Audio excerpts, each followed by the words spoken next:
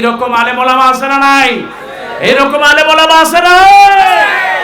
ইসলামকে ভালোবাসার কারণে কারাগারে যেতে হয়, ঠিক কিনা? আরেকজন হচ্ছে এই লাখো কোটি জনতার প্রিয় মানুষ মুফতি কাজী ইব্রাহিম। কথা বলেন ঠিক কিনা? আজ মুফতি কাজী ইব্রাহিমকে কেন জেলখানায় থাকতে হবে? কারণ হচ্ছে একটাই, কোরআন। সেটা বলেন ঠিক কিনা? কোরআনকে ভালোবাসলে বিপদ আসবে কিনা? কোরআনকে ভালোবাসলে মুসিবত আসবে কিনা? কোরআনকে ভালোবাসলে গুম হওয়া লাগবে, আছে না নাই? বাস্তব উদাহরণ হচ্ছে এই আবু তাহা আদনান। কথা বলেন ঠিক কিনা? আর যারা বলেন ঠিক কিনা? কিন্তু আমরা মুসলমানরা এটাকে কোনো ভয় পাই? যারা কালেমা পড়ে নিয়েছি, রাসূলের যেই দাওয়াত, আল্লাহর যেই কালেমা জবানে পড়ে নিয়েছি, এই জবান যতদিন থাকবে, এই অন্তর যতদিন থাকবে, আমাদের জবান থেকে কালিমা ছিড়িয়ে দিতে পারবে না। আর যারা বলেন পারবে? আল্লাহর কাছে দোয়া করছি, আল্লাহ তুমি আমির হামজাকে মুক্ত করে দাও।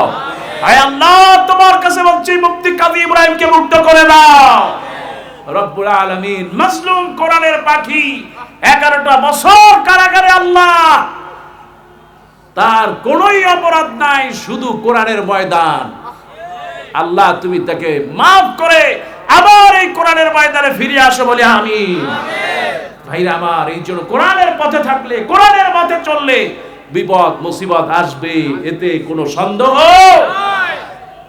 আল্লাহ পাক বলেন, ওয়ালা নাবলুওয়ান্নাকুম বিশাইইম মিনাল খাউফি ওয়াল জু'i ওয়া নাকসিম মিনাল আমওয়ালি ওয়াল আনফুসি ওয়াস সামারাত ওয়া বাশশিরিস সাবিরিন।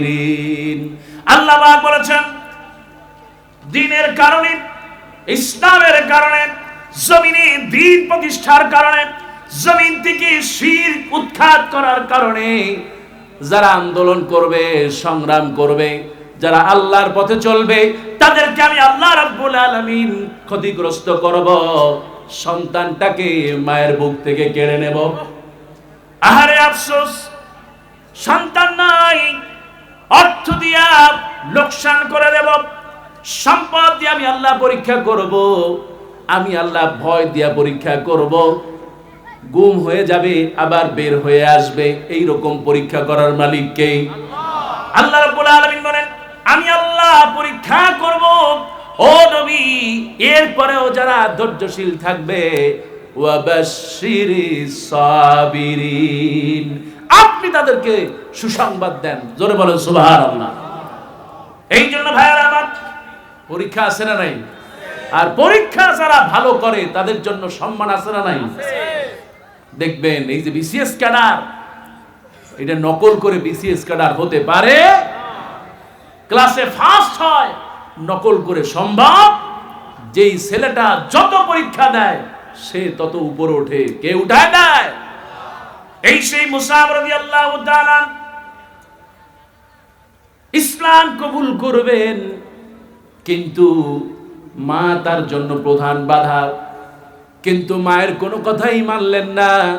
বিশ্ব নবীর কাছে গিয়ে বললেন, নবী আপনি পড়ায় দেন লা ইলাহা ইল্লাল্লাহু মুহাম্মাদুর রাসূলুল্লাহ। মুসাবের মা বলতেছে, মুসাব তুমি কি জানো এর পরিণতি কি? কয় না, আমি জানি না। ও মুসাব, পরিণতি হলো আমি যত সম্পদ দিয়েছি, যা দিয়েছি সব ছেড়ে দিতে হবে। বলে রাজি আছি। শুধু তাই নয়, আমার ঘরে থাকা যাবে না। বলে তাও রাজি আছি। শুধু তাই নয়, খাবার দেওয়া যাবে না। বলে তাও রাজি আছি। কালেমা পড়ার কারণে মুসাবের মা মুসাবের 2 হাত ধরে ঘরের পিলারের সাথে বেঁধে রেখেছে, শিকল দিয়ে আটকে রেখেছে। দিনের পর দিন না কি সুন্দর স্বাস্থ্য, চেহারা নষ্ট হয়ে যাচ্ছে। তারপরও মুসাবকে যেন একটু সমানো যায় না, মুসাবকে একটু নরম করা যায় না। আল্লাহর দেয়া কালেমার উপরে ইস্তেকামাত রয়েছে, আল্লাহর দেয়া দ্বীনের উপরে ইস্তেকামাত রয়েছে। আল্লাহ রাব্বুল আলামিন এই মুসাবদের ব্যাপারে ঘোষণা করলেন, ইন্নাল্লাযীনা ক্বালু রাব্বুনাল্লাহ সুম্মা ইসতাকামু তাতানাজ্জালু আলাইহিমুল মালাইকা আল্লা তাখাফু ওয়া লা তাহজানু ওয়া আবশিরু বিল জান্নাহ। জোরে বলেন সুবহানাল্লাহ। মুসআব রাদিয়াল্লাহু তাআলা মা হাত বেঁধে রেখে দিয়েছে, খাবার দেয় না। কোন অবস্থাতেই মুসআবকে দিনের পথ থেকে সরানো যায় না। এবার মা চিন্তা করলেন, আহারে আমার সন্তান চোখের সামনে থেকে না খেয়ে মরে যাবে, এটা হতে পারে না। মুসআবের মা হাতটা ছেড়ে দিলেন, বিশ্ব নবীর কাছে গিয়া বললেন, ইয়া রাসূলুল্লাহ, ইয়া হাবিবাল্লাহ, এতদিন পর্যন্ত আসতে পারি নাই, কারণ হলো মা আমাকে হাত বেঁধে রেখে দিয়েছে। এবার বিশ্বনবী বললেন, মুসআব রে, তুমি মদিনায় সবর করো। নিজের সম্পদ, নিজের সব কিছু ছেড়ে মদিনায় পাড়ি জমালেন এই মুসআব। আর এই মুসআবের ব্যাপারে কিতাবের মধ্যে এসেছে, মক্কার ধনীদের সবচেয়ে বড় যুবক ছিল এই মুসআব। এত দামি আতর ব্যবহার করতে এই মুসআব, রাস্তা দিয়ে যদি এই আতর লাগায়ে চলতো, বলা যেত আর কেউ নয়, মুসআব রাস্তা দিয়ে হেঁটে যাচ্ছে। এই মুসআব এত দামি জামা গায়ে দিত, প্রতিদিন এক একটা করে নতুন জামা গায়ে দিত এই মুসআব। নবীজির কথা মতো মদিনায় চলে গেলেন। মদিনায় গিয়ে ইসলামের দাওয়াত দিতে লাগলেন। কখনো আধা প্যাট, কখনো পেটের মধ্যে পাথর বাঁধিয়া দাওয়াত দিতে লাগলেন এই মুসআব। যুদ্ধের ডাক আসলো, যুদ্ধের ময়দানে চলে গেলেন। বিশ্বনবী যুদ্ধে যাওয়ার আগে কালেমার পতাকা তার হাতে বললেন, মুসআব রে, কালেমার পতাকা তোমার হাতে দিলাম, জীবন চলে যেতে পারে, কালেমাটা কখনো হাত থেকে ছাড়বে না। সুবহানাল্লাহ।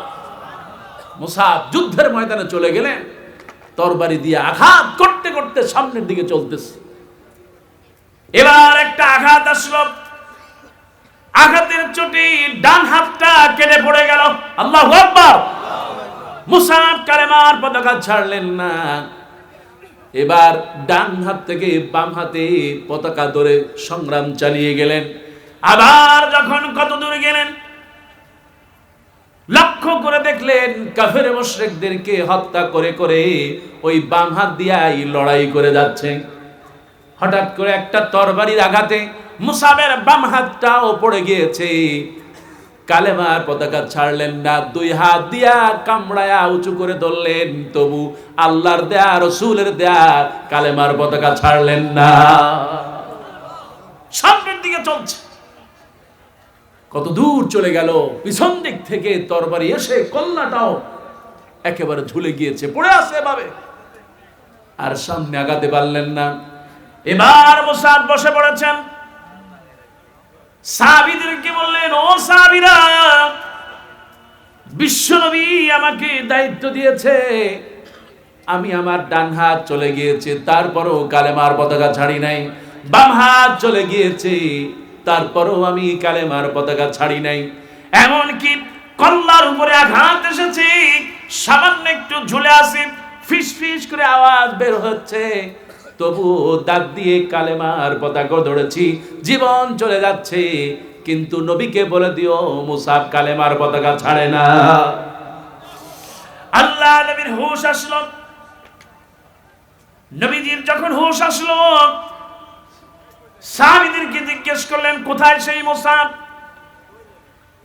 সাহাবীরা বলেন, ইয়া রাসূলুল্লাহ, ইয়া হাবিবাল্লাহ, মুসআবের ঘটনা তো এই এমনি করে শহীদ হয়ে মরুভূমির বালির মধ্যে পড়ে আছে। আল্লাহর নবী পাগলের মতো দৌড়াতে লাগলেন।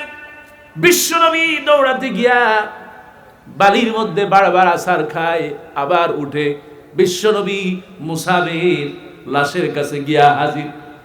আহারে, মুসআবের হাত কাটা, বাম হাত কাটা, কল্লা কাটা। কাটা মরুভূমির মধ্যে পড়ে আছে। আল্লাহ নবী স্বয়ং তাকে কোলে তুলে নিলেন। নবীজি বালির উপরে বসে দুই হাত দিয়ে উঁচু করলেন, বললেন, আরে এই কি সেই মুসাব, যেই মুসাব সবচেয়ে মক্কার ধনী সন্তান। এবার সাহাবীদেরকে বললেন, ও সাহাবীরা, মুসাবের জানাজার ব্যবস্থা করো, দাফন কাফনের ব্যবস্থা করো। আল্লাহ নবী স্বয়ং কবরের মধ্যে নামলেন আর বললেন, মুসাবের লাশটাকে নিয়ে আসো, কবরের মধ্যে রাখবো। মুসাবের লাশটা কবরের সামনে আনা হলো।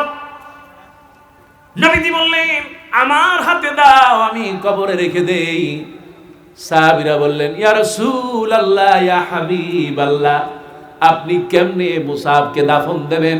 মুসাবের গায়ে তো দাফনের জন্য জানাজার কাপড়, এমনকি শরীরে কাফন পর্যন্ত তেমন নাই।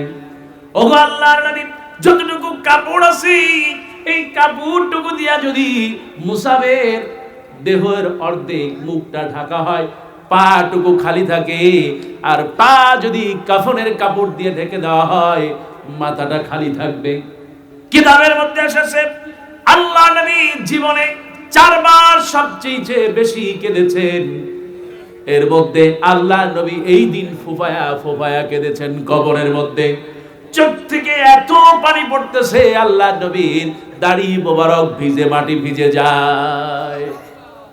আল্লাহ নবী বললেন, আহারে কিসে আমার মহব্বতের মুসাব, যেই মুসাব দৈনিক একটা একটা নতুন জামা কাপড় পরতো, অথচ আজ তার লাশ দাফন হবে, কাফনের কাপড়টুকু পর্যন্ত পুরানা। সুবহানাল্লাহ। আল্লাহ নবী বললেন, ও সাহাবীরা, মুসাবের